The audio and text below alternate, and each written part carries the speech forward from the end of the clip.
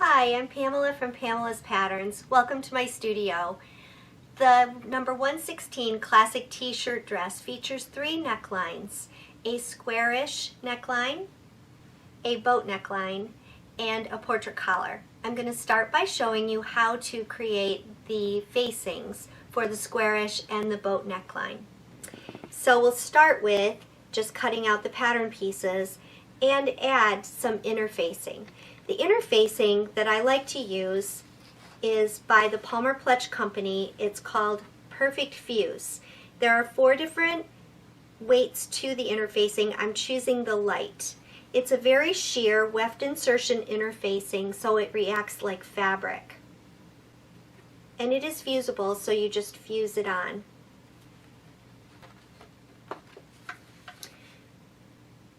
I've stitched the back and front facing together and just serged around the edge. Just be careful when you're serging around the edge. You may want to increase the differential feed on your serger, but if you don't have a serger, you don't have to do anything because knits don't ravel. Next, we would be attaching this facing to the top or to the dress, and then once it's stitched in, it would be clipped. So you can put your clips this close together if your fabric is more stable, and you could probably clip every ½ inch if your fabric was stretchier. After that, we're going to do a very unique stitch called a 3-step zigzag in place of understitching. So understitching traditionally is just a straight stitch that attaches the seam allowance of the facing to the facing itself. But I prefer to use this wonderful stitch that does 3 stitches on the zig and 3 stitches on the zag to attach it down. You'll notice that the stitching is very close to the seam allowance here, and what that will do is actually force the seam allowance to the wrong side of the fabric, making the turn of cloth nearly perfect.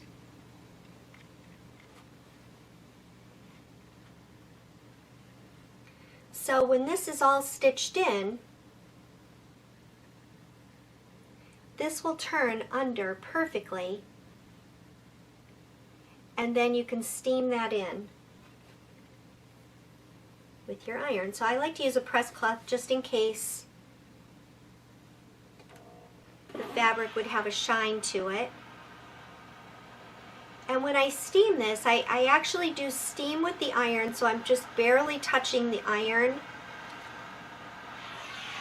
onto the fabric and just getting steam in there, and then just pressing the steam in with my hands or with a clapper, which will press that steam in there very nicely. And it just perfectly turns to the wrong side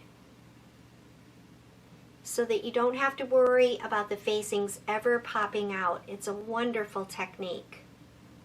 Now you may choose to top stitch this when you're done. So over here on this dress, you can see where I did some top stitching. I actually started off with this dress not top stitching it because the facing did stay underneath quite well.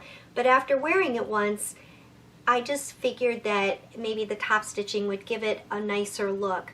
When you top stitch, don't top stitch really close to the edge. For a more professional and high-end look, top stitch about 3/4 of an inch away from the fold, and it really does have that much more finished look. I fell in love with this portrait collar when a customer of mine came in with a vintage dress on that had it. It was so reminiscent of the 1960s and Jackie Kennedy. And as I soon found out, I'm seeing it in fashion again. So it's really on trend, and you can make it in this wide version, or you can make it a little narrower if you would like as well. So the pattern piece looks like this. There is the line for the narrower version, so you can do either one. You'll be cutting 2 from your fabric. One of the pieces will be interfaced, again with the light interfacing, and sewn into a circle. The other piece will not have any interfacing. It will also be sewn into a circle. With the right sides together, you'll be pinning the outer edge to start.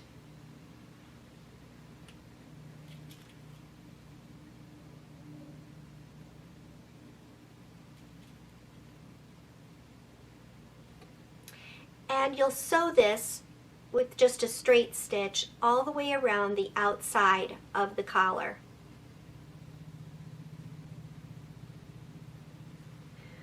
Once that is stitched all the way around the outside, there's the interface side there, then you're going to clip every ½ inch or so. If your fabric is real thick, like if you're using a ponte knit or something, you could always grade the seam allowance as well, which just means cutting one of the seam allowances a little shorter. I would do that before you do your clipping. Then we're going to use that wonderful 3-step zigzag stitch again to do understitching. So you can see I have pushed the seam allowance towards the under collar. The under collar is the non-interfaced side. And I've stitched that seam allowance down with that 3-step zigzag close to the seam. Now I can do the pressing, and the seam will turn right to the wrong side just beautifully. So I can steam that.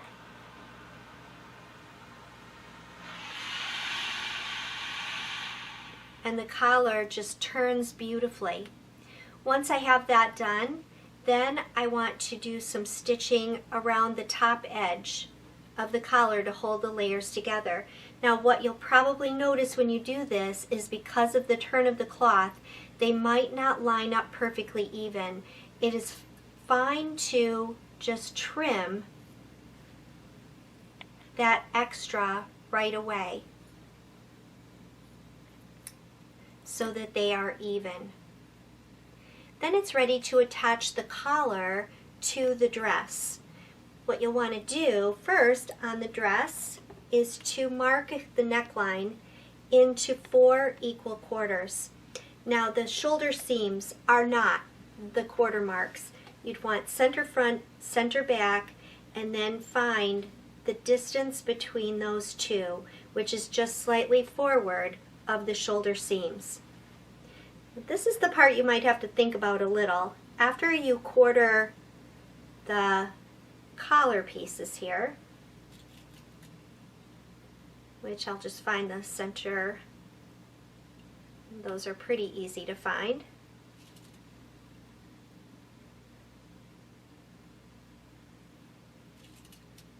Unlike most facings where you would put right sides together, you'll actually be putting the wrong side of the collar to the right side of the dress.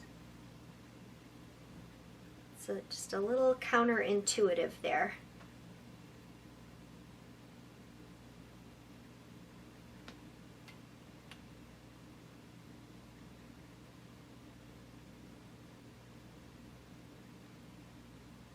Of course, that would be trimmed out as well.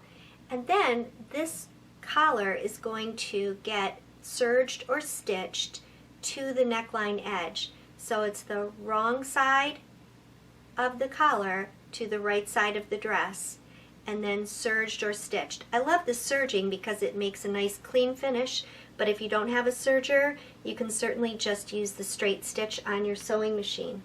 I'm going to move up here to the dress, and here you can see how the collar and the dress have been serged together.